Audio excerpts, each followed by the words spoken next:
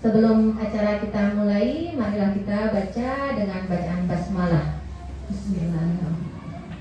Nah, selanjutnya marilah kita menyanyikan lagu Indonesia Raya.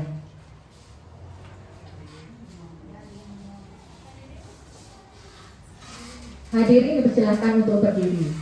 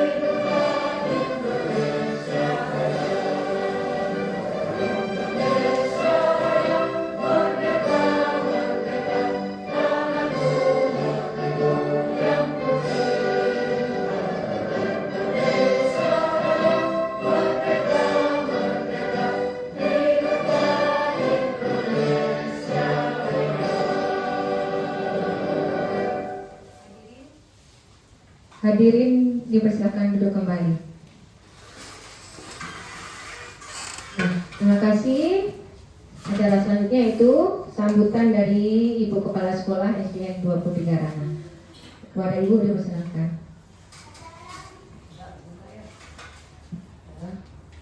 Assalamualaikum warahmatullahi wabarakatuh. Alhamdulillahirabbil alamin. Wassalatu wassalamu ala asrafil anbiya'i wal mursalin wa ala alihi wa sahbihi rasulillah ajma'in. Seperti biasa, marilah kita sama mengucapkan puji dan syukur kepada Allah Subhanahu wa taala yang mana pada hari yang berbahagia ini kita masih diberi oleh Allah kesehatan dan umur yang panjang sehingga kita bisa berkumpul di SD 3 Rana ini dalam rangka yaitu diseminasi budaya positif yang akan disampaikan nanti oleh Ibu Tiffany Irdiawan. Dan tak lupa pula salawat kita aturkan kehadiran Nabi Muhammad SAW. Pada kesempatan yang baik ini, marilah kita bersama-sama mengikuti kegiatan diseminasi budaya positif. Kegiatan ini sangat penting bagi kita semua, yang mana disiplin positif merupakan pendekatan yang lebih efektif dalam mendidik dan membimbing siswa. Ya, disiplin positif tidak hanya mengajarkan siswa untuk taat dan patuh pada peraturan, tetapi juga menanamkan nilai-nilai kebaikan, tanggung jawab, dan kemandirian dalam diri siswa. Dengan disiplin positif, kita ingin menciptakan lingkungan belajar yang kondusif, ya, menyenangkan dan bermakna bagi semua. Saya berharap melalui kegiatan ini kita semua dapat memahami konsep disiplin positif secara lebih mendalam dan mampu menerapkannya dalam kehidupan sehari-hari di lingkungan sekolah. Mari kita bersama-sama mewujudkan sekolah yang lebih baik, sekolah yang penuh dengan kasih sayang dan kedisiplinan positif. Jadi dengan budaya positif, mudah-mudahan tercipta lingkungan yang kita inginkan. Mungkin itu dulu kata sambutan dari saya sebagai kepala sekolah. Mudah-mudahan budaya positif ini terlaksana sesuai yang kita inginkan. Mohon maaf kalau ada kata yang salah. Wabillahi taufiq wal hidayah. Assalamualaikum warahmatullahi wabarakatuh.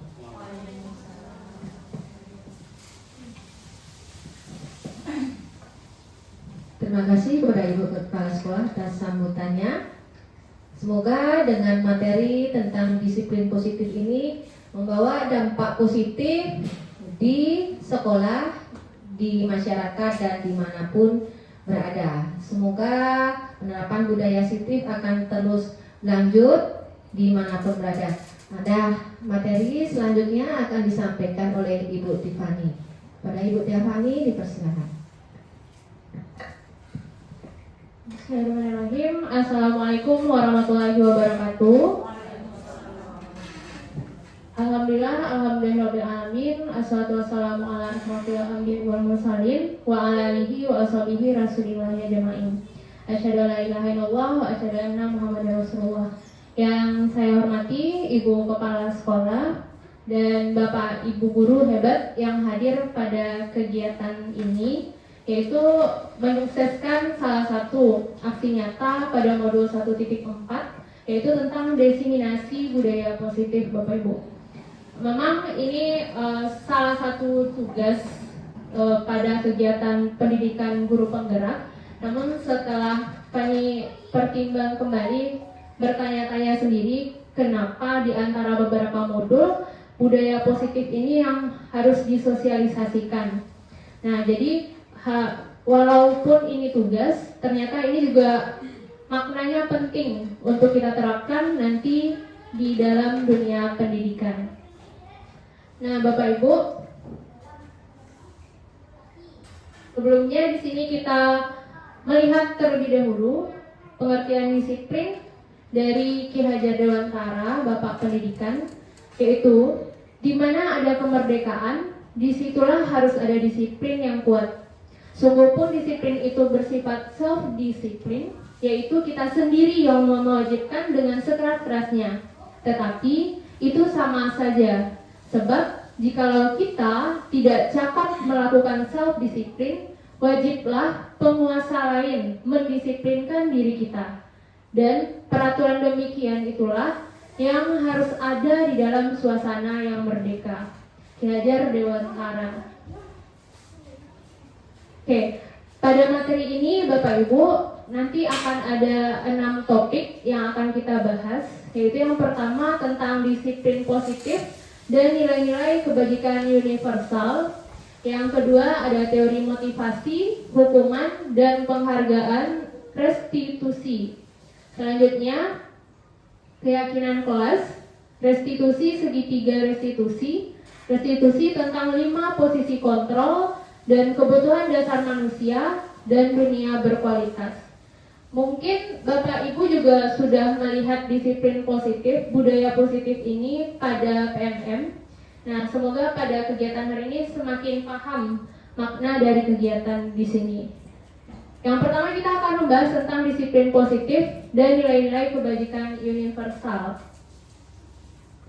Nah, izin berjalan ya Ibu-ibu, Bapak-ibu. Pada kegiatan di sini ada aktivitas pembuka kita, Ibu-ibu. Di sini Fani meminta 2 orang Bapak Ibu yang bersedia untuk menjadi guru A dan guru B. Ada yang bersedia Bapak Ibu? Boleh ke depan? Ya boleh, terima kasih Pak David. Satu lagi Bapak Ibu boleh bantu maju ke depan. Yang mana nanti guru A mengepal tangan sekuat tenaga karena ada barang berharga yang harus dijaga dalam genggaman. Nah, guru B nanti berusaha dengan berbagai cara apapun agar guru A ini mau membuka genggaman tangannya. Minta emasnya 1 ya Bu. Iya, boleh 1 lagi? Bapak Ibu-ibu, Bu Nov kayaknya bergerak nih, ingin maju ke depan. Boleh Bu Nov? Oh, yang kuat tenaganya. Tentu guru PJOK. Oke, berarti yang mengepal benda itu Ibu Yelza ya. Nah, ini anggap saja emas, Bu. Oke? Nah, silakan. Kita prakteknya 30 detik saja cukup. Silakan Bu Yelza genggam sekuatnya. Pak Elvin silakan, apakah menangis, apakah memaksa, apakah merayu dan sebagainya. Bagaimana kira-kira cara Bapak Elvin untuk membuka yang ada di genggaman tangan Ibu Yelza ini? Dengan cara merujuk. Boleh silakan Bapak. Salah laki-laki. Kak dibuka kan? Mereka kalau dulu kamu buka, kemana teman? Bagaimana Bu Yelza diajak pergi makan? Oke, 10 detik lagi waktunya ya Pak Elvin. Pokoknya Pak Elvin harus bisa. Kita keliling Kota Malang. Oke, waktunya habis. Terima kasih Bu Yelza. Pak Elvin, boleh kasih aplausnya Bapak Ibu? Nah, ternyata Bu Yelza tidak ingin membuka tangannya, padahal Pak Elvin sudah menjanjikan makan keliling Kota Padang.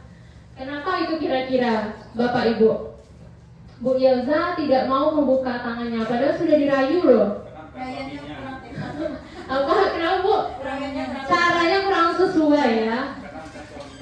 Kan bukan suaminya. Oke. Nah, di sini ada pertanyaan berdasarkan skenario tadi. Apakah Bapak Ibu membuka kepalan tangan? Kalau semisalnya iya, mengapa? Apa alasannya membuka kepala tangan Bapak Ibu? Kalau seandainya ada yang membuka, kira-kira apa alasannya Bapak Ibu? Ada orang yang ingin membuka begitu saja? Yang ingin gitu? Atau memang tidak ingin semua di sini ya Ibu-Ibu? Oke, mungkin tidak ada yang ingin membukanya. Nah sekarang, apakah Bapak Ibu menutup kepalan tangan? Jika iya, apa alasannya menutup kepalan tangan tadi? Nah karena Bu Yelza tadi nih Bu, kenapa kira-kira Ibu tidak mau? Baiklah, terima kasih kepada Bu Mani. Kenapa saya tidak membuka kepalan tangan? Karena tadi kan diperintahkan untuk berekspektasi saya memegang sebuah emas. Emas, tahu kan ibu harganya berapa?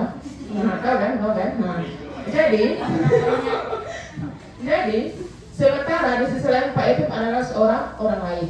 Jadi kenapa saya tidak membuka? Secara pribadi saya menganggap taruhlah ini seorang anak atau siapa atau orang lain lah. Bagi saya secara ekspresi maupun secara cara masih belum menyentuh buat saya, karena bisa jadi emas ini adalah sebuah benda yang susah saya dapatkan.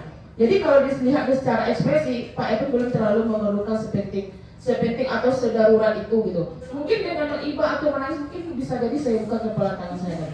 Sekian, terima kasih. Terima kasih Bu Yelza, berarti caranya belum pas ya. Nah, yang ketiga di sini, dalam kegiatan ini sesungguhnya siapa yang memegang kendali atau kontrol untuk membuka atau menutup kepalan tangan tadi, Bapak Ibu? Bu Yelza yang mempunyai benda berharga tadi, begitu ya? Berarti ada orang lain pun membujuk tidak mau karena diri Bu Yelza sendirilah yang memegang kendali. Nah, dari sini nanti kita akan paham, kita akan belajar dari sini kenapa demikian. Nah, sebelum kita masuk ke budaya positif, kita akan merubah paradigma kita, pola pikir kita, Bapak Ibu. Di mana ada teori kontrol oleh Dr. William Glasser, yaitu yang meluruskan miskonsepsi terkait budaya positif. Yang mana di sekolah biasanya ilusinya guru mengontrol murid. Benar tidak Bapak Ibu? Anak harus begini, dengar kata Bapak Ibu guru, kalau tidak nanti akan mendapatkan dampak dan lain-lain. Nah, itu diputuskan oleh teori ini. Kemudian yang kedua, ilusi bahwa semua penguatan positif efektif dan bermanfaat. Nah, padahal ini penguatan positif loh Bapak Ibu, tetapi tidak semuanya ternyata yang bermanfaat. Seperti apa maksudnya? Nanti akan kita temukan jawabannya. Selanjutnya, ilusi bahwa kritik dan membuat orang merasa bersalah dapat menguatkan karakter. Ternyata, walaupun kita mengkritik seseorang, memberi saran seseorang, belum tentu itu menguatkan karakternya. Misalnya, kita dalam kehidupan sehari-hari di sekolah ada yang menggunakan baju tidak senada, lalu dikritik belak-belakan.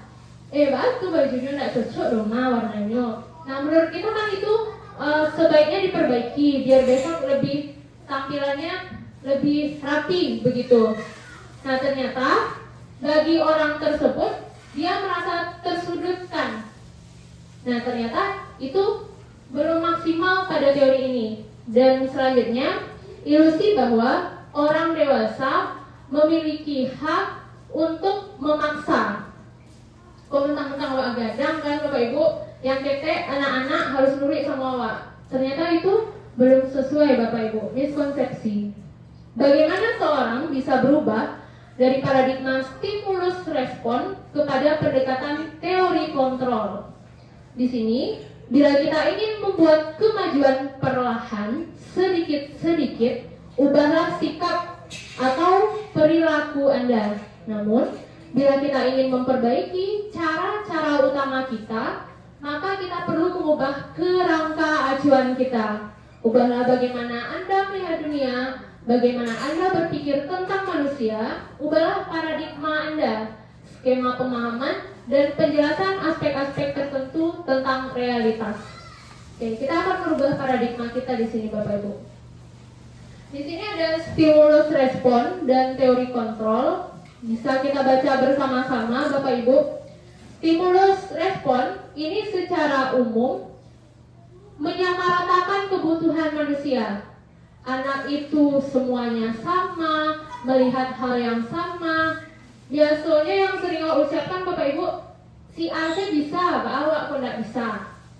Demikian. Nah, ternyata pada teori kontrol, kebutuhan kita berbeda Bapak Ibu.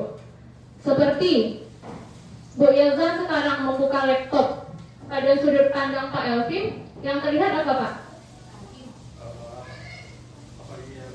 Bagian belakangnya ya. Nah, sementara Bu Yelza melihat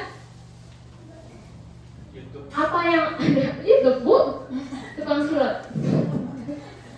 Nah, jadi sudut pandang, perspektif orang itu berbeda. Tidak bisa kita menyamaratakan, apalagi anak. Menurut mereka itu menyenangkan, menurut mereka itu tidak bermasalah. Nah, itu yang harus kita ketahui, sudut pandang orang lain. Selanjutnya, kita akan masuk memaknai disiplin. Dalam rangka menciptakan lingkungan positif, salah satu strategi yang perlu kita tinjau kembali adalah penerapan di sekolah kita. Nah, apakah telah efektif? Apakah masih perlu ditinjau kembali? Apakah sesungguhnya arti dari disiplin itu sendiri? Apa kaitannya dengan nilai-nilai kebaikan? Mari kita bahas makna disiplin dan nilai-nilai kebaikan universal dengan mengaitkan beberapa pembelajaran tentang perubahan paradigma teori stimulus respon ke teori kontrol serta teori 3 motivasi perilaku manusia. Memang agak berbelit-belit bahasanya Bapak Ibu. Semoga nanti kita bisa paham. Nah, ini Bapak Ibu, sebelumnya kita tanya terlebih dahulu kepada diri kita sendiri. Boleh minta bantuannya Bu Cindy membacakan teks di depan, Bu? Yang mana Bu Hani? Bagaimana? Yang di awal-awal itu, Bu. Oke. Bagaimana kita berperilaku? Mengapa kita melakukan segala sesuatu? Apakah kita melakukan sesuatu karena adanya dorongan dari lingkungan atau ada dorongan yang lain? Terkadang kita melakukan sesuatu karena kita menghindari rasa sakit atau ketidaknyamanan. Terkadang kita juga melakukan sesuatu untuk mendapatkan apa yang kita mau. Selanjutnya, bagaimana menurut Bapak dan Ibu? Pernahkah melakukan sesuatu untuk mendapatkan senyuman dari orang lain? Pernah Bapak Ibu? Mendapat senyuman dari untuk mendapatkan hadiah atau untuk mendapatkan uang? Apalagi kira-kira alasan orang melakukan sesuatu? Terima kasih Bu Cindy. Nah, jadi biasanya kita tersenyum ini karena orang lain ya, Bapak Ibu. Padahal kalau sedang sakit pabrik kan, nampak misalnya cowok ganteng lewat sama jomblo-jomblo kan, gitu kan. Tentu dirubahlah ekspresi wajah, begitu kan. Nah, berarti ada alasan. Itu disebabkan karena siapa Bapak Ibu? Karena orang lain tadi. Nah, di sini kita mendengar kata disiplin. Apa yang terbayang di benak Bapak Ibu? Apa yang terlintas tentang disiplin Bapak Ibu? Boleh bantu dijawab Bapak Ibu? Apa yang terlintas di benak Bapak Ibu ketika mendengar kata-kata disiplin? Peraturan, aturan, hukuman. Nah, kebanyakan orang akan menghubungkan kata disiplin dengan tata tertib, teratur, dan kepatuhan pada peraturan. Kata disiplin juga sering dihubungkan dengan hukuman. Padahal itu sungguh berbeda Bapak Ibu. Karena belajar tentang disiplin positif tidak harus dengan memberi hukuman. Justru itu adalah salah satu alternatif terakhir dan bila perlu tidak digunakan sama sekali. Kita masuk ke yang C, nilai-nilai kebaikan universal. Nilai-nilai kebaikan universal berarti nilai-nilai kebaikan yang disepakati bersama, lepas dari suku bangsa, agama, bahasa, maupun latar belakang. Karena sifatnya universal, Bapak Ibu, umum. Nilai-nilai ini merupakan payung besar dari sikap dan perilaku kita. Atau nilai-nilai ini merupakan fondasi kita berperilaku. Nilai-nilai kebaikan adalah sifat-sifat positif manusia yang merupakan tujuan mulia yang ingin dicapai setiap individu. Contohnya Bapak Ibu, nilai-nilai positif yang telah ditetapkan oleh pendidikan nasional kita yaitu pada profil pelajar Pancasila. Masih ingat lagunya Bapak Ibu? Nah, kayaknya Bu Yola mau memimpin lagunya. Kita nyanyikan bersama-sama ya Bapak Ibu yang semangat. Boleh Bu Yola di sana aja, Bu Yola memimpinnya boleh. Ya sama-sama Bapak Ibu. Profil pelajar Pancasila. Belajar Pancasila, beriman dan bertakwa pada Tuhan Yang Esa dan berakhlak mulia, berkebinekaan global, gotong royong mandiri, kreatif dan bernalar kritis. Hebat sekali kayak suara yang di voice note kemarin. Oh, iya. Oke, nah ini contoh nilai kebaikan universal itu Bapak Ibu. Ternyata sudah diterapkan di pendidikan kita. Beriman kepada Tuhan Yang Maha Esa. Tuhan Yang Maha Esa berarti satu, universal dan seterusnya. Nah itu contohnya. Oke, kita masuk ke poin yang kedua Bapak Ibu. Tentang teori motivasi, hukuman dan penghargaan serta restitusi. Nah, di sini ada 3 motivasi perilaku manusia. Dian Wilson dalam bukunya Restructuring School Discipline menyatakan ada 3 motivasi perilaku manusia. Yang pertama, untuk menghindari ketidaknyamanan atau hukuman. Nah, ketika seseorang melakukan kesalahan, dia ikut saja apa yang diarahkan oleh gurunya karena dia tidak ingin terlalu berbelit-belit, akhirnya tidak nyaman, atau kadang dia hindari hukuman tersebut. Kemudian untuk mendapatkan imbalan atau penghargaan dari orang lain. Di sekolah tentu sering kita memberikan reward atau punishment kan Bapak Ibu. Nah yang ketiga motivasinya yaitu adalah untuk menjadi orang yang mereka inginkan dan menghargai diri sendiri dengan nilai-nilai yang mereka percaya.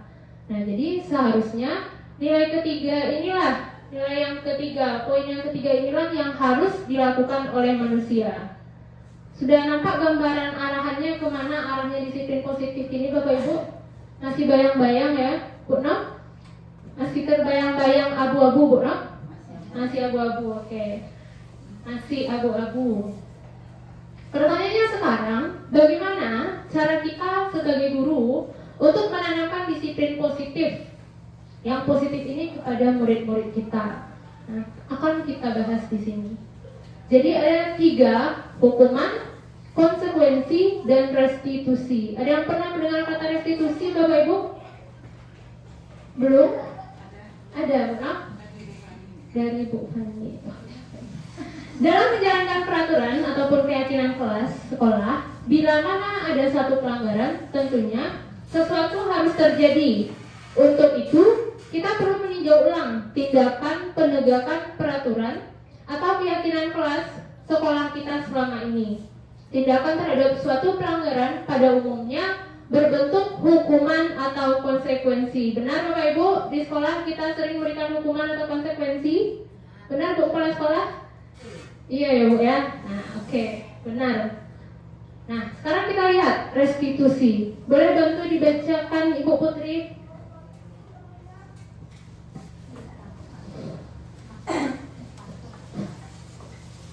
Restitusi adalah proses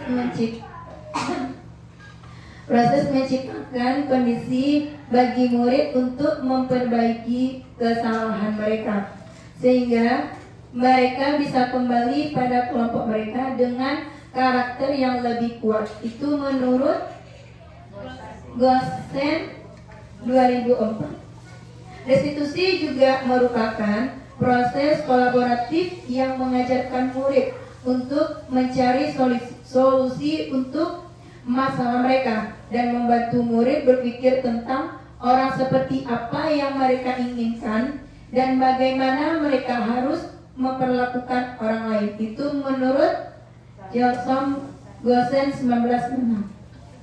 Terima kasih Bu Putri. Nah, kebiasaan kita Bapak Ibu di sekolah itu sering menjudge anak kita. Misal anak melakukan kesalahan, sering atau tidak sering, sengaja atau tidak sengaja mengambil barang orang lain. Nah, kita akan menjudge mereka adalah sebagai apa Bapak Ibu?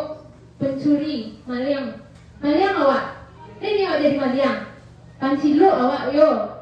Nah, seperti itu. Atau anak-anak terlambat. Pamalihnya lain. Talambe kata lambe. Nah, kata-kata yang demikian itu Bapak Ibu, ternyata pada restitusi ini kita disadarkan bahwa ketika murid melakukan kesalahan, ditanyakan kepada peserta didik tersebut, alasannya pasti ada. Nah, nanti akan kita bahas, ada kaitannya Bapak Ibu. Kemudian, ketika anak melakukan kesalahan seperti yang maling tadi, ketika mereka kembali kepada teman-temannya, biasanya teman-temannya bagaimana Bapak Ibu? Membuli, diasingkan ya. Jangan kira-kira semuanya kan jilo. Nah, yang dia pun juga mentalnya kena, mental health-nya gitu kan. Nah, jadi itu yang perlu diperbaiki di sini. Bagaimana ketika mereka melakukan kesalahan, mereka bisa kembali lagi kepada kelompoknya. Namun bukan berarti kita membenarkan bahwa perbuatan salah itu benar. Ya agak bingung nggak seketik nah Bapak Ibu. Dikawak lurihan. Hukuman. Tadi restitusi, sekarang hukuman. Kalau hukuman, ini mendadak Bapak Ibu. Tiba-tiba Bu Yelza misalnya muncul idenya. Ambil sampah aja Pak. Sapu ruang ruang. Nah tiba-tiba saja. Atau murid tidak tahu akan terjadi dan tidak dilibatkan. Masih yang tadi. Kok apa yang disuruh sama guru piket seperti itu. Mendadak, tanpa ada persetujuan kedua belah pihak, bersifat satu arah. Hukuman berupa fisik atau psikis. Nah jadi hukuman pun enggak fisik saja Bapak Ibu. Kalau kata orang fisiko bisa diubean, tapi kalau psikis itu kenanya ke hati, sakitnya tuh di sini gitu kan. Nggak ada ubenya deh Bapak Ibu, nggak bisa lagi betadin doh. Nah itu lebih berbahaya lagi kalau psikis. Mereka menjadi diri mereka misalnya maling tadi, yo ada maling, dan kapan cidok setaruh, misalnya demikian. Mereka termotivasi oleh judge kita tadi. Konsekuensi sudah terencana, disepakati, nah sudah dibahas dan disetujui, bersifat satu arah tanpa kesepakatan. Murid tidak nyaman dalam jangka pendek, diberikan berdasarkan satu data yang umumnya dapat diukur. Guru senantiasa memonitor murid. Ini lebih terarah dibandingkan dengan hukuman, walaupun di sini akan tetap ada sesuatu sebagai pertanggungjawaban.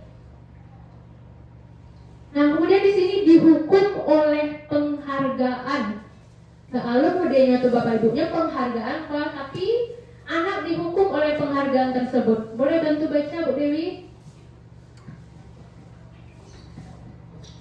Dihukum oleh penghargaan. Saat kita berulang kali menjanjikan hadiah kepada anak-anak agar berperilaku bertanggung jawab, atau kepada seorang murid agar mempelajari sesuatu yang baru, atau kepada seseorang karyawan agar melakukan pekerjaan yang berkualitas, kita sedang berasumsi mereka tidak dapat melakukannya atau mereka tidak akan memilih untuk melakukannya.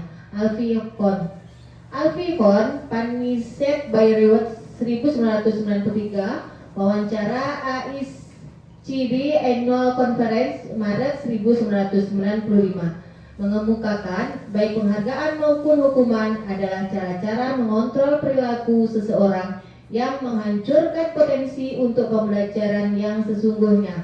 Menurut Kohn, secara ideal, tindakan belajar itu sendiri adalah penghargaan sesungguhnya. Terima kasih Bu Dewi. Nah, jadi Bapak Ibu, reward. Ternyata di sini ada penelitian yang menyatakan bahwa ketika seseorang diberi hadiah, itu akan menurunkan kualitas mereka atau akan menghukum orang lain. Mungkin ada juara 1, ada juara 2, ada yang tidak senang dan sebagainya. Di sini Kohn menyatakan yang ideal itu belajar itu sendiri.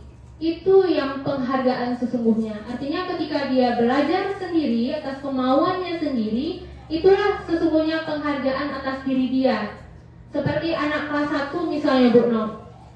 Anak ibu sebelumnya belum bisa membaca. Lalu setelah dia bisa membaca, dia senang, dia bahagia. Nah, itulah sebenarnya penghargaan itu atas usaha dia tadi. Anak-anak arahnya ke Siko sama Bapak Ibu. Mulai ya Bapak Ibu, semoga. Nah, ini dia dihukum oleh penghargaan. Ternyata penghargaan itu tidak efektif seperti yang sudah kita sebutkan tadi. Penghargaan merusak hubungan. Ada teman yang ranking, ada yang tidak ranking, nyoberangannya yang tidak ranking korek mamanya. Si A bisa nyotua, awak baku indah. Penghargaan mengurangi ketepatan, berkurang kualitasnya, menurunkan kualitas, mematikan kreativitas, menghukum. Motivasi dari dalam dirinya tidak ada, berkurang. Nah, itu yang dimaksud dengan dihukum oleh penghargaan.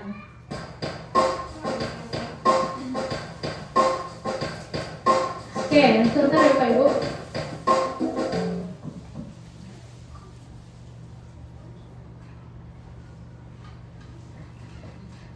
Nah, restitusi di sini sebuah pendekatan untuk menciptakan disiplin positif.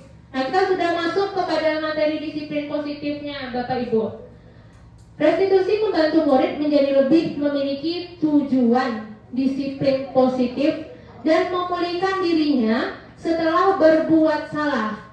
Penekanannya bukanlah pada bagaimana perilakunya untuk menyenangkan orang lain atau Bapak Ibu gurunya atau menghindari ketidaknyamanan. Namun tujuannya adalah menjadi orang yang menghargai nilai-nilai kebaikan yang mereka percayai. Sebelumnya kita telah belajar tentang teori kontrol, bahwa dasarnya kita memiliki motivasi intrinsik. Nah, itu dia kata kuncinya Bapak Ibu. Motivasi intrinsik. Intrinsik artinya dari dalam diri kita sendiri. Boleh bantu baca Kak Elvin? Restitusi, sebuah pendekatan untuk menciptakan disiplin positif.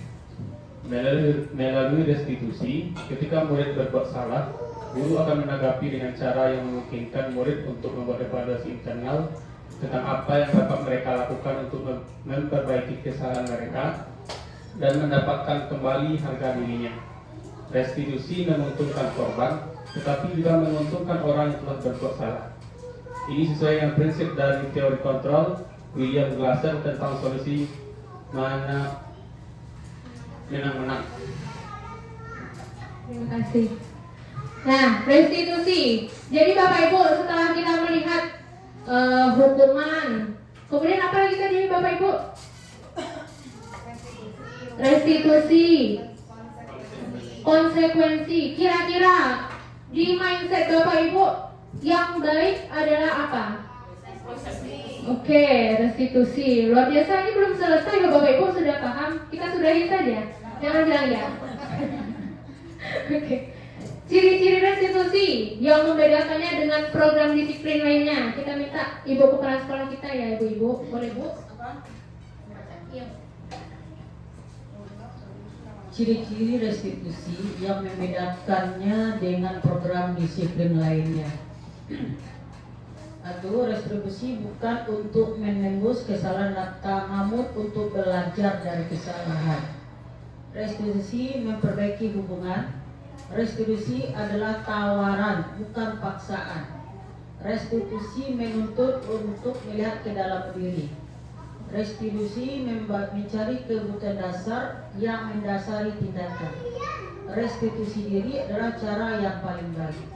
Restitusi fokus pada karakter, bukan tindakan. Restitusi menguatkan. Restitusi fokus pada solusi. Restitusi mengembalikan murid yang berbuat salah pada kelompoknya. Terima kasih Ibu. Nah itu dia Ibu-ibu dan Bapak Ibu, restitusi berbeda dengan yang sebelumnya. Biasanya ketika anak bermasalah setelah diberi hukuman, misalnya biasanya kita memberikan hukuman, anak-anak itu kira-kira perasaannya bagaimana kepada guru yang memberi hukuman Bapak Ibu? Kesal, dongkol. Ibu yang memberikan hukumanku sebenarnya juga alur lah gitu, kayaknya pikir lu masalahnya gitu kan. Nah, pada restitusi hal itu akan dihindari atau tidak terjadi karena di sini guru tidak menekan peserta didik, namun di sini peserta didik diajak berkolaborasi. Ada peluang luar biasa bagi murid untuk bertumbuh ketika mereka melakukan kesalahan. Bukankah pada hakikatnya begitulah cara kita belajar? Murid perlu bertanggung jawab atas perilaku yang mereka pilih. Namun, mereka juga dapat memilih untuk belajar dari pengalaman dan membuat pilihan yang lebih baik di waktu yang akan datang. Ketika guru memecahkan masalah perilaku mereka, murid akan kehilangan kesempatan untuk mempelajari keterampilan yang berharga untuk hidup mereka. Intinya belajar dari kesalahan. Biarkan peserta didik kita yang berpikir apa solusinya, apa yang sudah mereka perbuat seperti itu. Nah, kita masuk ke poin yang ketiga Bapak Ibu. Keyakinan kelas. Biasanya bukan keyakinan kelas namanya. Apa namanya Bapak Ibu? Kesepakatan kelas. Atau yang lainnya? Aturan kelas, ya. Apa kira-kira perbedaan antara aturan dengan keyakinan Bapak Ibu? Ada yang tahu Bapak Ibu? Aturan, keyakinan. Boleh Bu Yana? Kalau aturan biasanya gurunya yang itu, yang bikin siswa nggak boleh ini, siswa nggak boleh itu. Kalau misalnya melakukan ini sanksinya gitu. Tapi kalau keyakinan itu disepakati bersama. Jadi kalau siswa melakukan kesalahan, kembalikan lagi, kan dia yang bikin dari awal. Kalau ini sanksinya. Kalau ini sanksinya. Bu Yolanya lanjutkan. Luar biasa. Oh ya, amin. Nah, keyakinan kelas ini benar seperti yang disampaikan oleh Bu Yola, Bapak Ibu. Aturan kelas itu sebelah pihak. Keyakinan kelas disepakati bersama.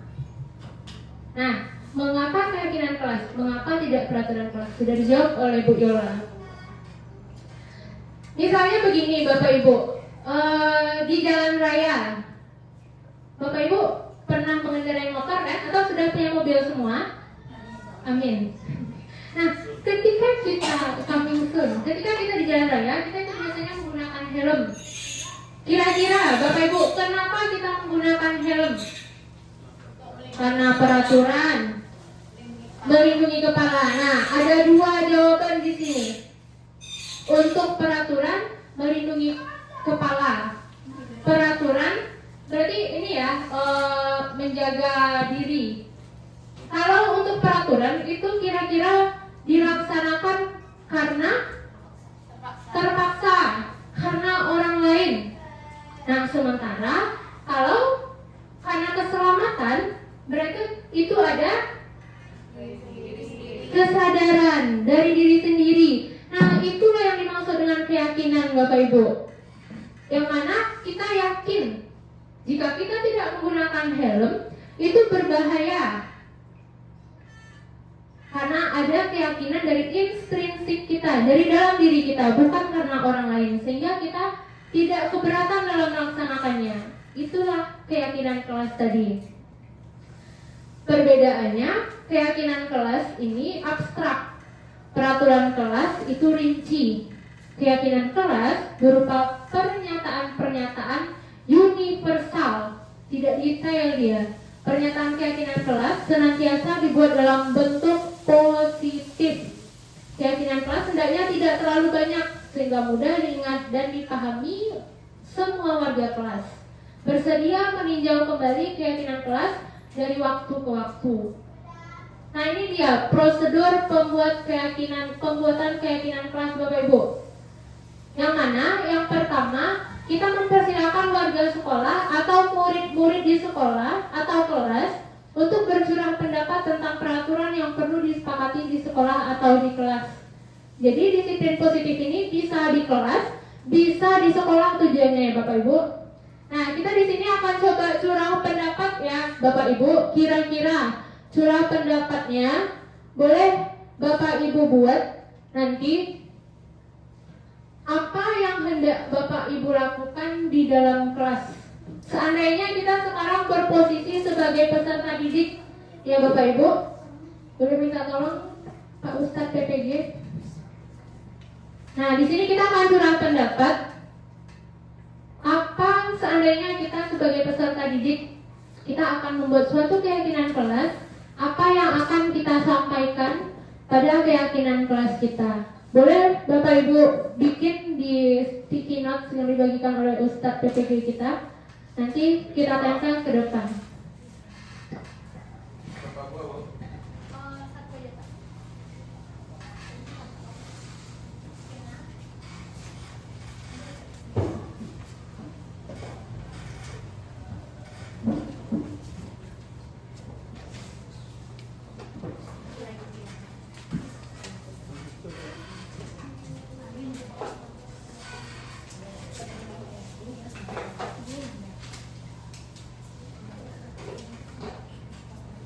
Satu aja boleh.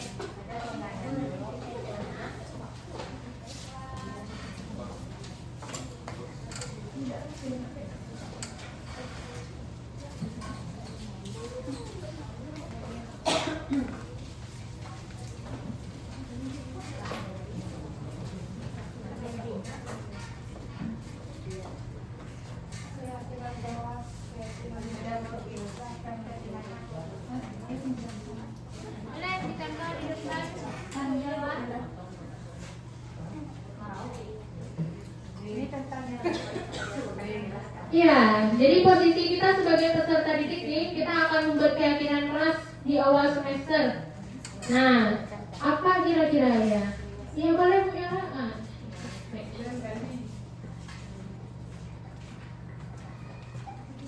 apa yang kita biasanya anak-anak tuh apa yang mereka lakukan. Nah, itu boleh kita tuliskan di sini, Bapak Ibu.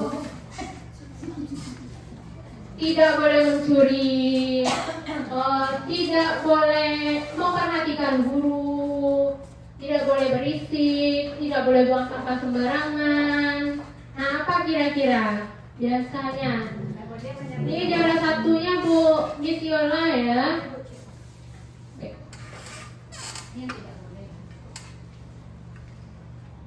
Bukan tentang tidak boleh nih ya, tapi apa curah pendapat ketika kita membuat suatu keyakinan untuk di kelas kita, apa kira-kira yang akan dibikin oleh anak-anak kita? Mendengarkan guru misalnya, hormat, menghargai orang lain misalnya, agak barek-barek ya. Nomor satu Miss Yola.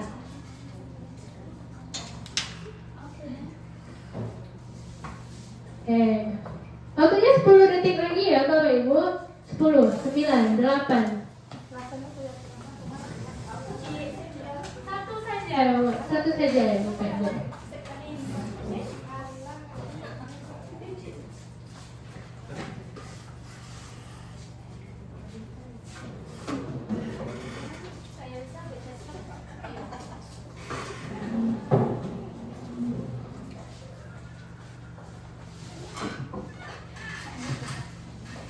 Oke, sudah ada 8, 9. Siapa yang juara terakhir? Ayo.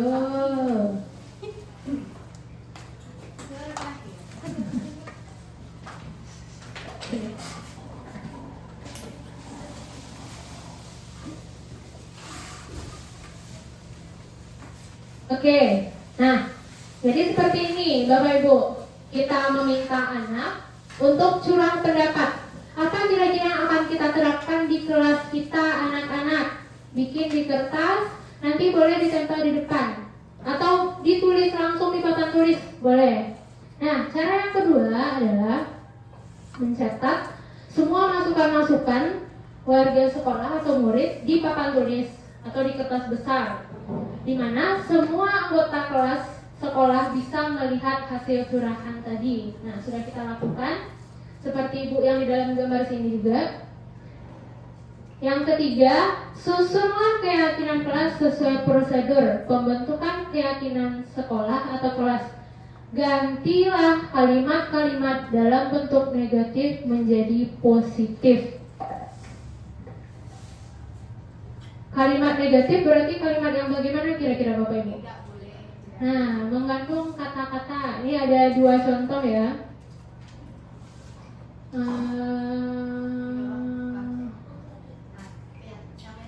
Nah, ada 2 di sini. Tidak boleh jalan-jalan dalam kelas pada saat guru menerangkan pelajaran atau sedang membuat tugas. Nah, ini sudah positif atau masih negatif Bapak Ibu? Negatif. Nah, jadi ketika membuat keyakinan kelas itu bahasanya harus positif. Contoh yang ini, menghormati orang lain sedang berbicara. Atau di sini biasanya negatifnya kalau menghormati orang lain sedang berbicara ini bagaimana Bapak Ibu? Tidak boleh berbicara ketika orang lain berbicara. Oke, paham sampai di sini Bapak Ibu? Baik. Oke, next. Nah, yang keempat, kita tinjau kembali, lalu kita keyakinan kelas ini dimasukkan dalam daftar untuk disepakati, bisa ditandatangan bersama-sama, lalu ditempel di kelas. Selanjutnya, kita bisa meninjau ulang keyakinan kelas. Jadi Bapak Ibu, sebaiknya keyakinan kelas ini dibuat di awal tahun ajaran. Dan lama waktunya itu kira-kira 1 minggu. Karena setelah dibuat, nanti kita perlu meninjau ulang keyakinan kelas itu. Nanti ada cara-caranya, ditinjau melalui tabel T dan tabel Y namanya. Nah, di sini kita akan melihat cuplikan sedikit bagaimana proses membuat keyakinan kelas yang dilakukan oleh Ibu pada video ini.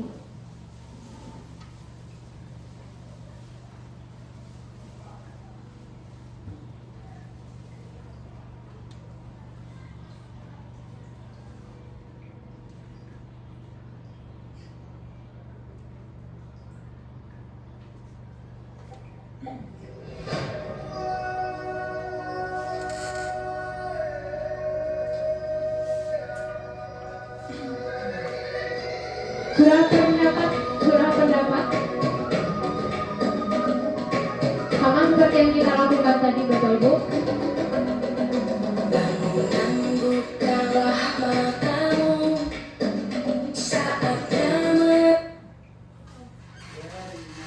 Iya ya.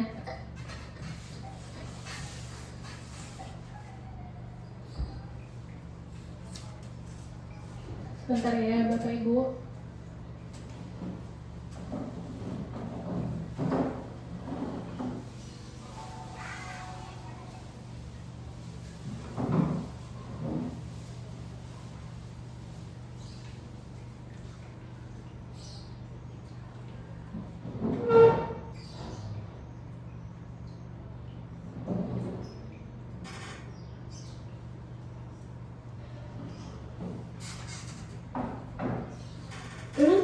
has been disconnected. Bluetooth has been connected.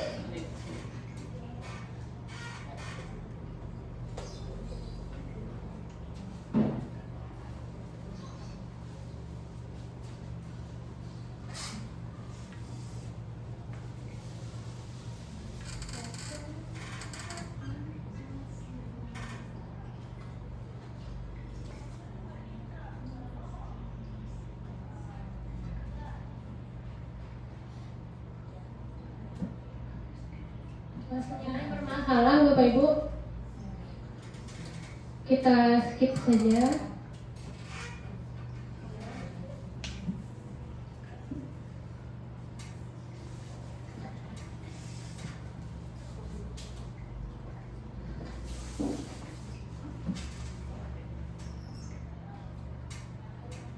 Nah, kegiatan selanjutnya itu pendalaman keyakinan kelas. Kegiatan itu tampak seperti atau tidak tampak seperti. Nah, bentuknya seperti ini Bapak Ibu, tabel T. Boleh bantu tempel Pak Elvin?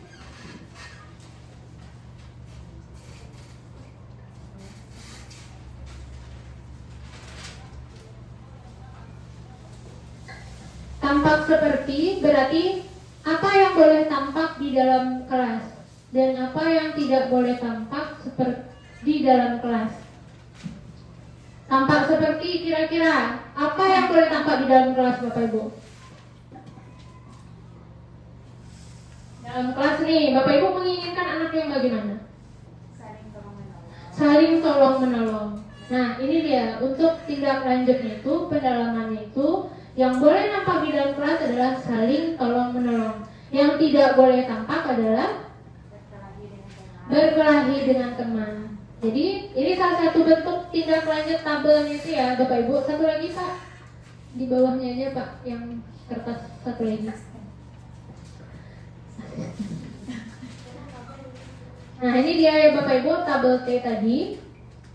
Contoh di sini datang tepat waktu atau sering hadir terlambat yang tidak tampaknya. Nah selanjutnya tabel T, tabel Y, terdengar, terlihat, berperilaku. Dan ini bahasanya juga harus positif. Kira-kira di dalam kelas yang terdengar yang bagaimana Bapak Ibu? Nah, kita bunyikan di sana. Berkata dengan baik, meminta maaf, 4 kata ajaib gitu ya. Nah, terlihat berarti apa yang tampak? Berperilaku, sikap-sikapnya. Ini salah satu metode dalam menindaklanjuti, iya sinyal Bu, dalam menindaklanjuti keyakinan kelas tadi. Nah selanjutnya kebutuhan dasar manusia dan dunia berkualitas. Nah ini semakin memanas ini materinya Bapak Ibu. Kebutuhan dasar manusia dan dunia berkualitas. Di sini ada pertanyaan pemantik, boleh bantu baca Bu Pupiut?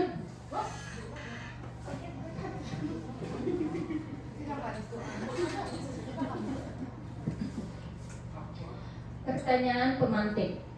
Ibu Ambar, guru wali kelas 2A dari SD Pelita Hati, sedang bingung menghadapi ulah salah satu murid di kelasnya, Doni. Beberapa anak di kelas 2A telah datang padanya dan mengeluh Doni yang seringkali meminta bekal makan siang mereka dengan paksa. Jika Bapak Ibu menghadapi situasi seperti Ibu Ambar, apa yang akan Bapak Ibu lakukan? Menurut Bapak Ibu, kira-kira apa alasan Doni melakukan hal itu? Nah, apa kira-kira Bapak Ibu? Lapar, ada duit ya. Ada duit. Si Ambar nih dia nggak suka melawan. Nggak suka melawan. Iya. Oke, jadi itu ya Bapak Ibu, Ambar ini mungkin lapar. Tapi apakah boleh dia melakukan seperti itu? Nah, itulah pertanyaan pemantiknya yang akan dijawab pada 5 kebutuhan dasar manusia ini. Jadi Bapak Ibu, ini tidak hanya untuk anak ya Bapak Ibu, untuk kita juga. Ada 5 kebutuhan dasar manusia. Yang pertama adalah survival, bertahan hidup. Bertahan hidup itu berarti adalah fisiologis kita. Bagaimana yang bertahan hidup ini? Seperti tadi, lapar.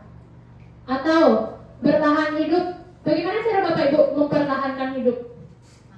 Makan, ekonomi, rumah, apalagi keluarga. Nah, itu yang tentang bertahan hidup. Selanjutnya, kebutuhan dasar manusia ada namanya kasih sayang dan rasa diterima. Ada Pak Elvin? Oh ya, kasih sayang dari orang tua, masih alhamdulillah. Kasih sayang dan rasa diterima. Nah, ini juga kebutuhan dasar kita Bapak Ibu. Kita membutuhkan kasih sayang dari orang tua kita, dari pasangan, dari anak, dari teman-teman, dan orang-orang di sekitar kita. Kenapa Bu Putri tersenyum? Dari orang tua dapat kasih sayang, Bu? Dari dia? Kurang. Kebebasan. Nah, di sini ada kita yang terintimidasi. Nah, gitu. Ada yang anak stay dilarang. Semua baju beko. Jangan kasihan dan sebagainya. Kesenangan. Nah, gimana Bu? Nah, jangan minum es, jangan makan mie, jangan mandi hujan. Banyak. Kesenangan. Kadang-kadang kita apapun itu yang kita lakukan, kita senang, kita tidak peduli itu menyakiti orang lain. Contoh ada anak bayi lucu, imut, gemes, gemoy kayak ini kan. Nah, jadi, kita lakukan apapun yang membuat bayi itu menangis. Nanti ketika mamanya marah, pasti kita akan bilang, "Duh, sanang sih papanya," kayak gitu. Nah, itulah kesenangan. Penguasaan. Nah, ini penguasaan. Kita juga di lain sisi, di lain waktu kita akan berkuasa terhadap sesuatu, paling setidaknya itu terhadap diri kita sendiri atau barang yang kita miliki.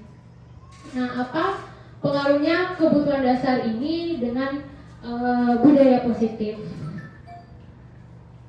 Kemudian selanjutnya ada namanya dunia berkualitas. Bu Nov nampak, Bu Nov? Boleh Bu Nov yang baca lagi? Boleh. Dunia berkualitas. Dunia berkualitas adalah tempat khusus dalam pikiran, tempat penyimpan gambaran representasi dari semua yang diinginkan. Bisa berisi orang-orang, hal-hal, dan apa saja yang terbaik dalam hidup, dan membuat kita merasa bahagia dan terpenuhi kebutuhan dasarnya.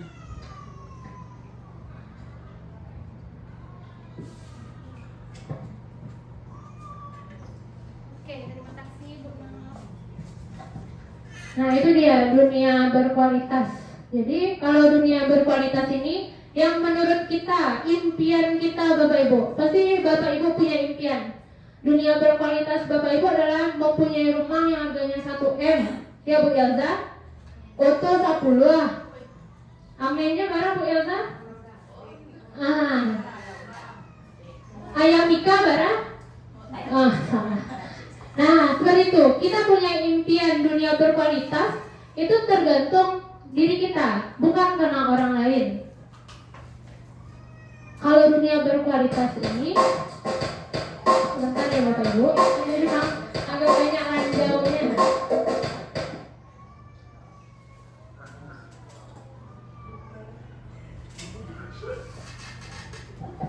Nah, dunia berkualitas, orang penting bagi kita siapa, karakter yang seperti apa yang kita inginkan, pencapaian. Bu Ilza ini lagi di puncak-puncak pencapaian. Bu Ilza, Pak Ustadz PPG, Bu No, ini lagi di puncak-puncak pencapaiannya. Nah, pencapaian seperti apa yang sudah kita dapatkan, pekerjaan ideal yang bagaimana, itulah dunia berkualitas Bapak Ibu. Yang mana kalau kebutuhan dasar tadi itu sifatnya umum, sementara kalau dunia berkualitas itu sifatnya khusus. Nah, kita akan mulai masuk, akan mengkerucut Bapak Ibu, akan mulai berlabuh yang tadi masih samar-samar. 5 posisi kontrol. Siapa yang belum baca lagi, ayo Bu Ramian aku. Boleh bantu Bu? Nampak Bu?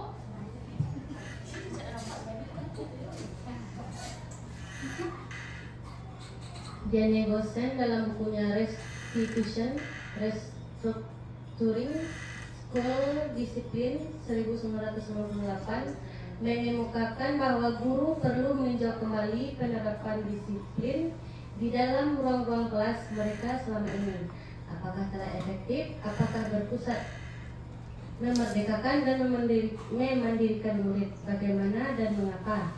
Melalui serangkaian riset dan berdasarkan pada teori kontrol, Dr. William Glaser Gosen berkesimpulan ada 5 posisi kontrol yang diterapkan seorang guru, orang tua ataupun atasan dalam melakukan kontrol. Terima kasih Bu Rahmi. Nah, ini Bapak Ibu akan menggambarkan kita di sekolah sebagai guru 5 posisi kontrol kita dalam menghadapi peserta didik. Apakah kita sebagai penghukum? Apakah kita sebagai pembuat merasa bersalah? Apakah kita sebagai teman, pemantau, atau manajer?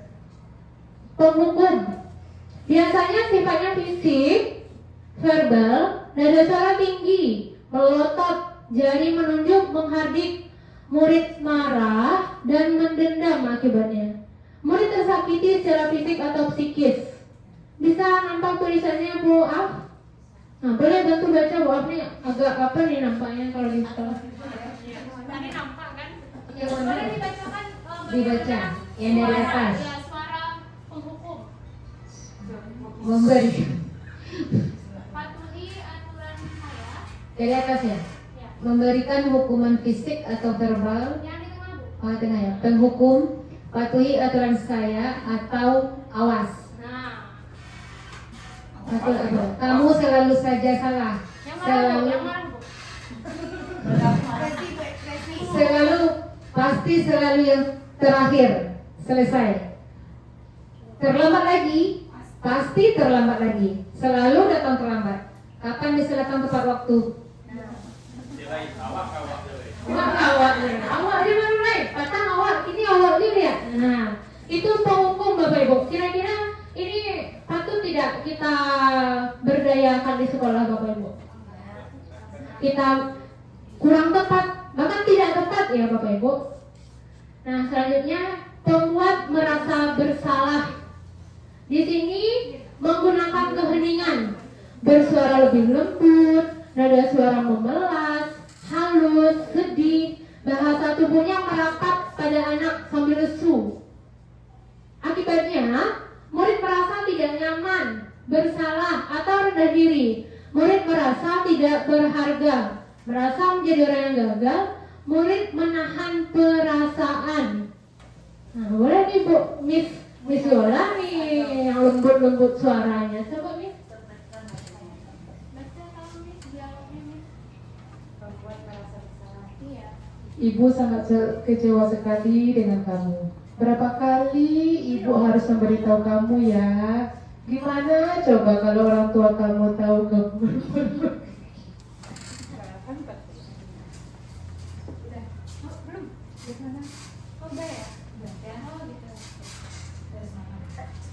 Nah, seperti itu. Kira-kira pembuat merasa bersalah ini tepat tidak Bapak Ibu? Masih belum ternyata ya Bapak Ibu, walaupun kita sering alah lo ya nak, kan? Alah lo ya. Tapi ternyata kita udah lembut nih, tapi giginya rapat ya orang. Oh, cara ibu mengisi. Nah, ternyata itu belum tepat Bapak Ibu. Nah, kemudian di sini ada yang sebagai teman, di mana guru pada posisi ini tidak akan menyakiti murid, namun akan tetap berupaya mengontrol murid melalui persuasi. Posisi teman pada guru bisa negatif ataupun positif. Positifnya di sini hubungan baik yang terjalin antara guru dan murid. Hubungan baik, ada humor, ketika berbicara nada suaranya ramah, akrab, dan bercanda. Seperti apa itu Bu Cindy? Kalau yang negatifnya, Yang positif ini Bu, Yang gimana positif. cara berbicara kepada anak Ibu?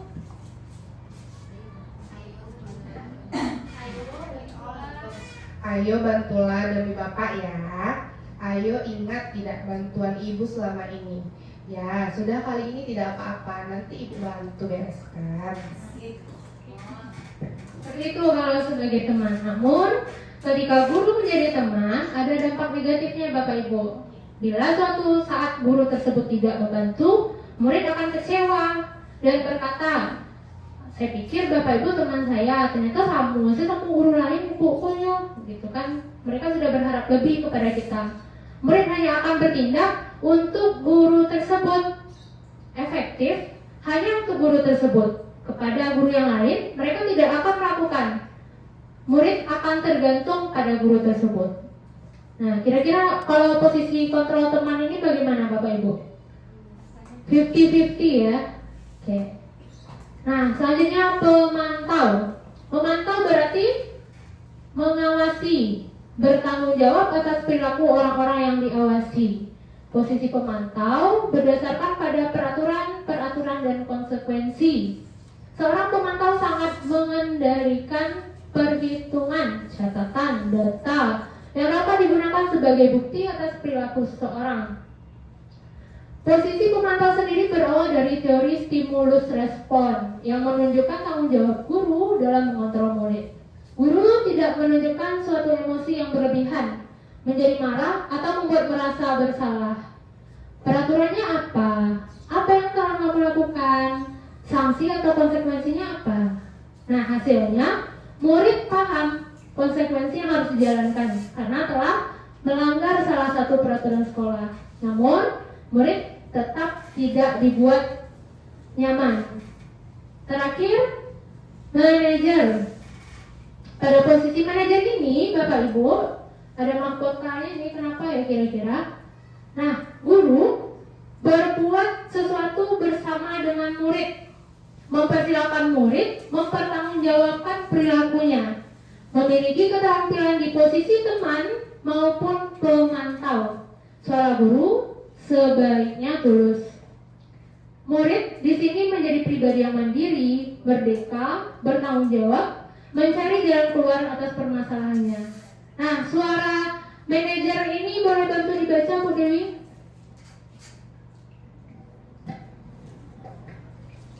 Apa yang kita yakini? Kita kembali ke keyakinan kelas kita ya. Apakah kamu meyakininya? Jika kamu meyakininya, apakah kamu bersedia memperbaikinya? Apa rencana kamu untuk memperbaiki hal ini?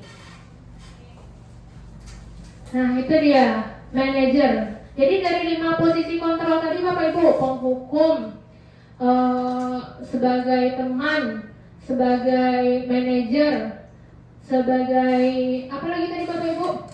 Posisi kontrol, pemantau. Yang terbaik berarti adalah manajer Bapak Ibu.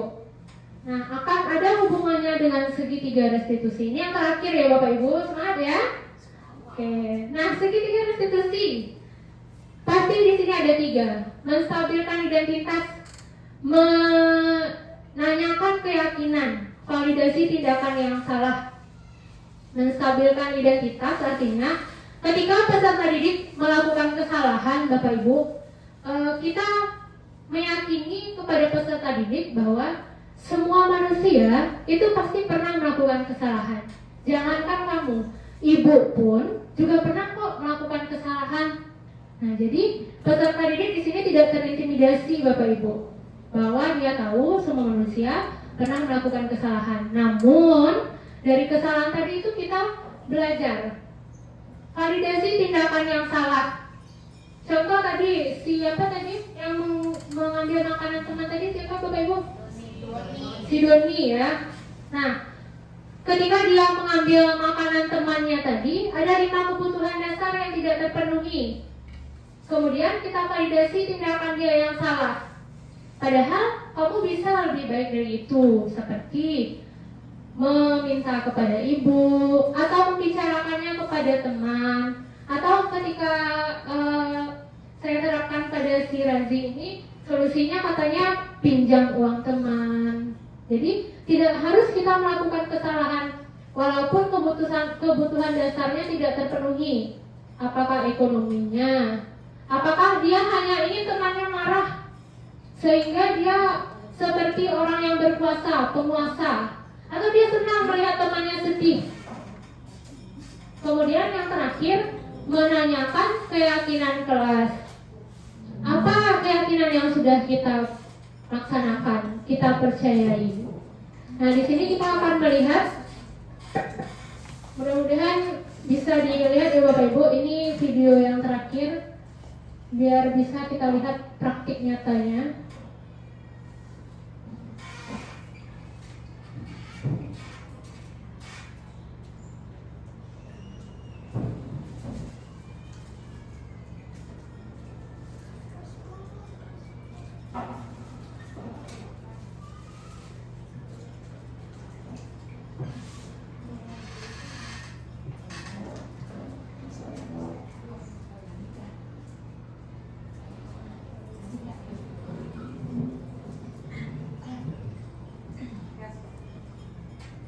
Boleh? Iya, boleh Bapak Ibu dibantu. Assalamualaikum warahmatullahi wabarakatuh. Perkenalkan, saya Tiffany Irdiawan. Saya guru di SD Negeri 23 Ranah dan merupakan calon guru penggerak angkatan 11 Kota Padang.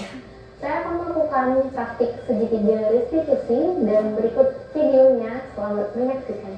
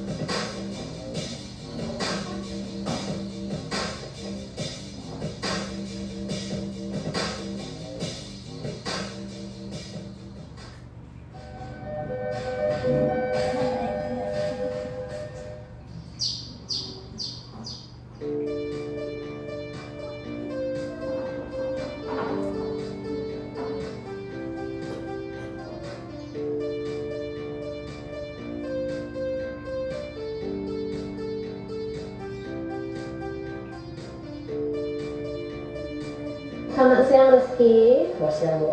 Rizky, tahu tidak kenapa Ibu panggil dulu sekarang sebelum boleh pulang sekolah? Nggak tahu. Oke Rizky, jadi tadi jam pertama belajar PAI kan? Ya, Bu. Sama Bu Nil. Ya. Nah, Ibu dapat cerita, kata Bu Nil tadi Rizky terlambat. Benar atau tidak? Benar, Bu. Benar, ya kan? Ya. Boleh Ibu tahu alasan Rizky kenapa terlambat?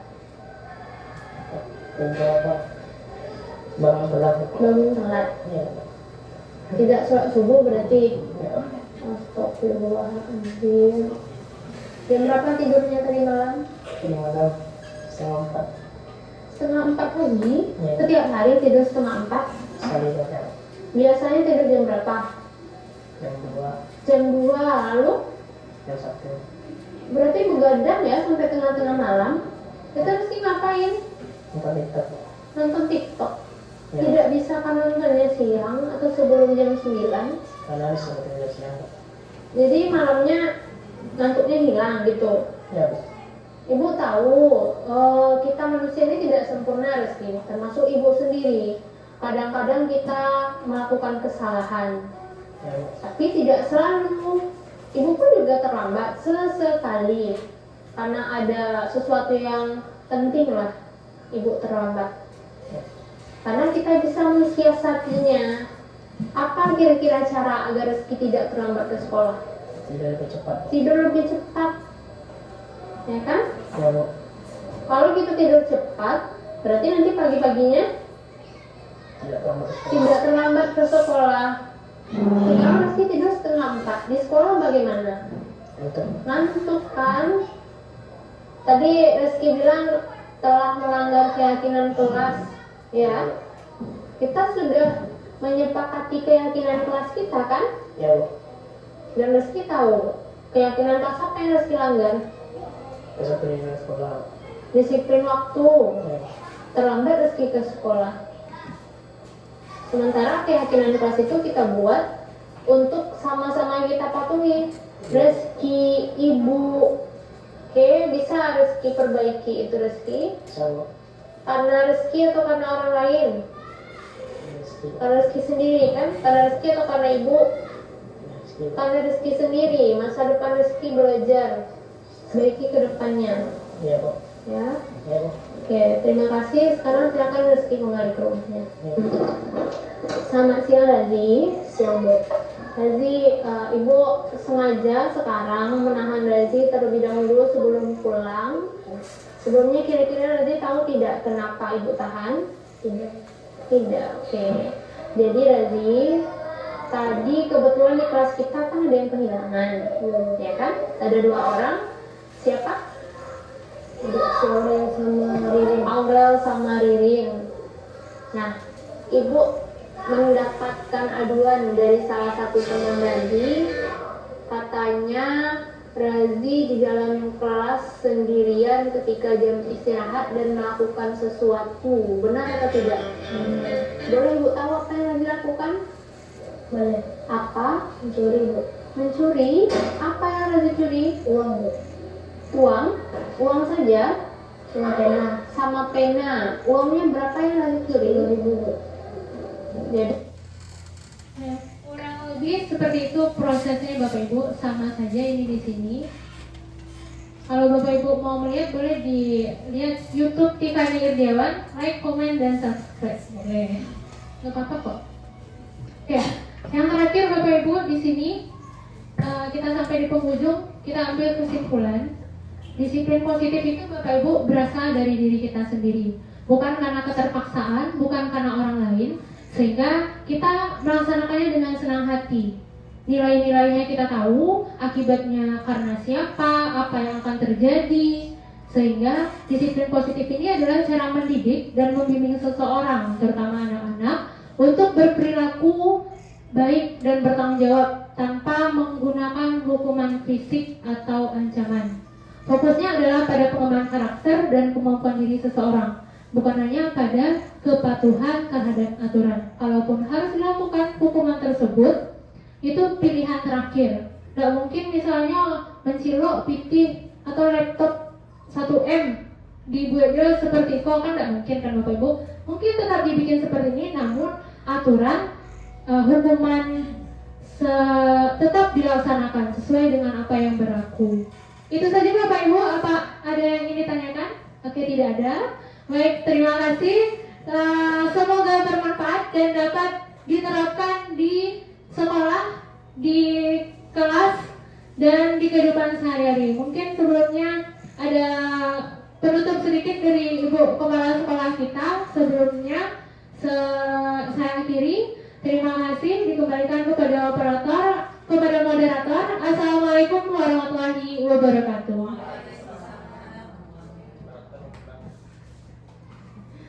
Terima kasih. Tepuk tangan sekali lagi untuk Ibu Fani. Materinya luar biasa, sangat menginspirasi.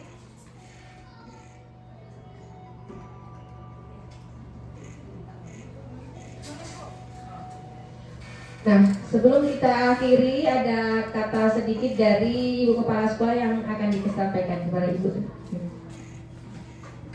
Terima kasih. Sebelumnya kita hapus satu tempat untuk kita Ibu. Iya. Sebelum itu boleh nggak ice breaking sebentar? Boleh. Kalau boleh, coba ya ikuti berdiri. ikut ibu. Iya. Ya. Oh, Elvin, iya. Bisa ya? Bisa ya? Oh, gitu. Bagus. Kita akan nyanyi bebek dan ayam. Iya. Iya. Nah, baca orang ibu. Ayam, ayam, ayam, bebek. Bebek, bebek, bebek, ayam. Ayam dipatok bebek, bebek dipatok ayam. Ayam, bebek, patok-patokan. Coba. Nah, semuanya ya. Nyanyi ya. 1, 2, 1. Ayam, ayam, ayam, bebek. Bebek, bebek, bebek, ayam. Ayam dipatok bebek, bebek dipatok ayam. Ayam, bebek, patok-patokan. Iya, bagus sekali. Ibu sengaja tadi kakak serius banget ibu. Serius mendengar tadi. Bagus ya. Jadi kita dari modul 1.4 tentang budaya positif. Sekarang kita sudah mengerti, sudah paham bahwasanya budaya positif itu kalau karena kita menjalankan disiplin, ya kita ambil hati anak kita. Ya, kita buat kesepakatan dan menumbuhkan keyakinan pada mereka.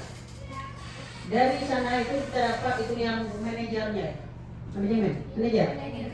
yang paling bagus. Tapi bagaimanapun ya ibu, kadang-kadang metode lama itu penting juga. Itu bagus, itu harus. Karena metode lama itu ibu metode lama. Hah? Anak ibu, tolong ya nak, bikin ya nak. Iya bu. Anak ibu, tolong ya nak. Iya bu. Anakku sendiri, iya mama, capek lagi. Itu metode lama. Tapi metode lama palsu-palsu ilahan. Ya lah. Kita jadikan dengan budaya positif itu dengan menarik hatinya, menumbuhkan keyakinannya bahwasanya disiplin yang harus kita ini harus kita terapkan. Ini mungkin itu kesimpulannya. Ini kita dapat menyimpulkan dan dapat pemahaman dan dapat pelajaran dari uraian yang telah disampaikan oleh Ibu Tiffany Iriawan. Mudah-mudahan bisa kita praktekkan di sekolah kita masing-masing ataupun dimanapun kita berada. Mungkin itu hanya ajakan dan kesimpulan yang harus kita praktekkan. Terima kasih. Ibu cukupkan. Assalamualaikum warahmatullahi wabarakatuh. Terima kasih Ibu Kepala Sekolah.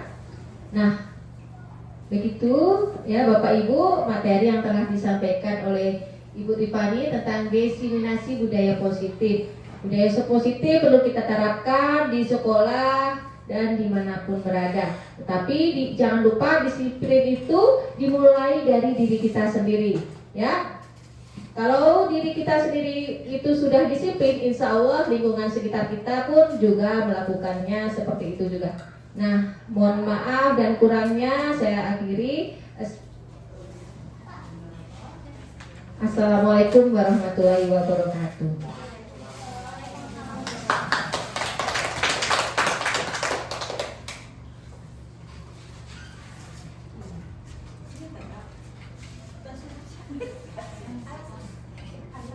Foto bersama dulu.